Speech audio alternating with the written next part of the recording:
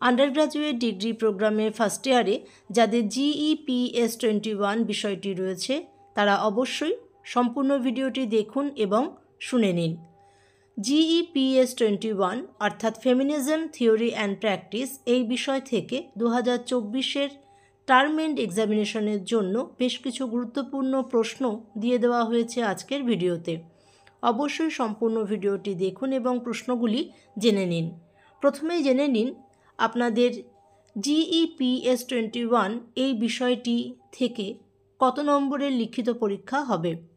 আপনাদের লিখিত পরীক্ষা হবে 50 নম্বরের, তার মধ্যে 10 নম্বরের দুটো প্রশ্নের উত্তর লিখতে হবে এবং 6 নম্বর মানের 5টা প্রশ্নের উত্তর লিখতে হবে। প্রথমে রয়েছে 5 নম্বরের জন্য যে প্রশ্নের উত্তরগুলিকে তৈরি করবেন। প্রথম প্রশ্ন, ধর্ষণের বিরুদ্ধে নারীর সক্রিয়তার একটি রূপরেখা দিন।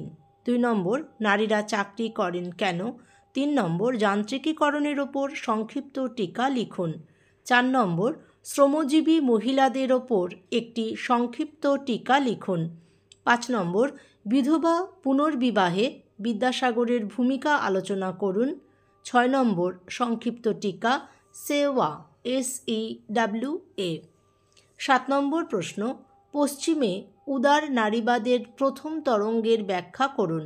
8 নম্বর প্রশ্ন, শ্রমিক শ্রেণীর নারীবাদ আলোচনার বিভিন্ন দিকগুলি আলোচনা করুন, উদাহরণসহ তাদের অবদান ব্যাখ্যা করুন।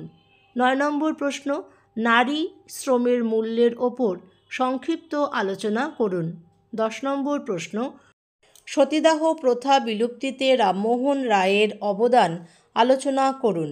এরপর রয়েছে 10 নম্বরের জন্য যে প্রশ্নের উত্তরগুলিকে তৈরি করবেন সেগুলি।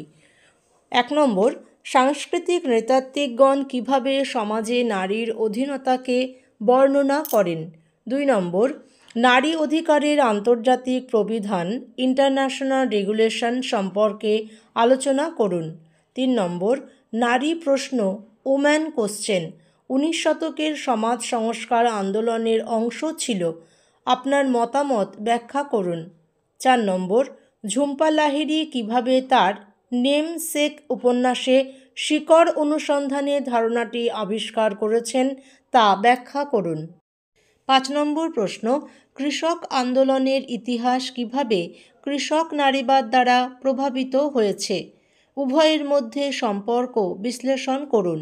6 নম্বর প্রশ্ন, জীববিজ্ঞান কি, নারীবাদীরা কিভাবে লিঙ্গতত্ত্বের পরিপ্রেক্ষিতে জীববিজ্ঞান আলোচনা করেন। 7 নম্বর প্রশ্ন, যেসব প্রাতিষ্ঠানিক রূপের মাধ্যমে পুরুষতান্ত্রিক মতাদর্শ প্রচার করা হয় সেগুলি আলোচনা করুন। 8 নম্বর প্রশ্ন, লিঙ্গ বৈষম্য কিভাবে আইন ও রাজনীতিতে প্রবেশ করেছে। আজকের ভিডিওতে 20টি প্রশ্ন দেওয়া হয়েছে। এই 20টি প্রশ্নই টার্ম এন্ড এক্সামিনেশনের জন্য কিন্তু গুরুত্বপূর্ণ।